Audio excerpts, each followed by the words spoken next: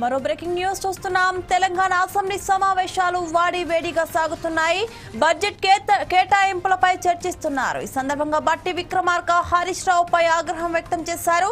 సభాపతితో వాగ్వాదం సరైంది కాదని బట్టి అన్నారు. హరీష్ రావు బుద్ధి మాంద్యం ఉందని మాట్లాడుతున్నారని చెప్పారు. విఘ్నులైతే స్పీకర్ చెప్పింది విని ఉపసంహరించుకున్నట్లు చెప్పాలని డిమాండ్ చేశారు.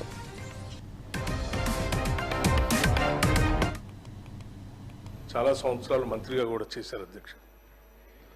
శాసనసభ వ్యవహారాలు కూడా చూశారు. వారు మాట్లాడుతూ ఉంటే నేను పెన్ను పేపర్ తీసుకొని రాసుకుంటాము. వారు బడ్జెట్ మీద సరే గత బడ్జెట్ మీద చెప్తా ఉన్నారు, ఇప్పుడు బడ్జెట్ కూడా మాట్లాడుతూ ఉన్నారు. చాలా సంతోషం. రెండింటి మీద మీరు అనలైజ్ చెప్తా ఉంటే మేము రాసుకొని సమాధానం చెప్పడానికి కూడా సిద్ధంగా ఉన్నాం.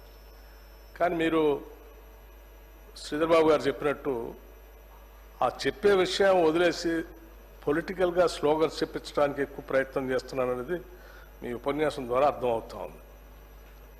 దాని పరిధి కూడా దాటి మీరు ముఖ్యమంత్రి గారు సభానాయకుడి గురించి కూడా మాట్లాడుతుందా ఒక మాట అన్నారు, అజ్ఞానం వల్ల.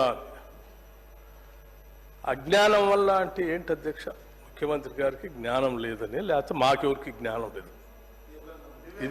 ఇది కరెక్టేనా? మీరు మాట్లాడే మాటలు సభానాయకుడిని పట్టుకొని.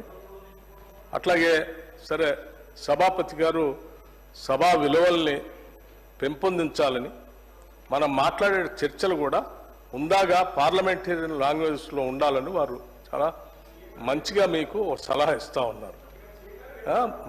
బుద్ధిమాంద్యం, మీకు బుద్ధిమాంద్యం ఉందని మా అందరి గురించి మాట్లాడుతూ ఉంటే అది కరెక్ట్ కాదని చెప్తా ఉన్నారు.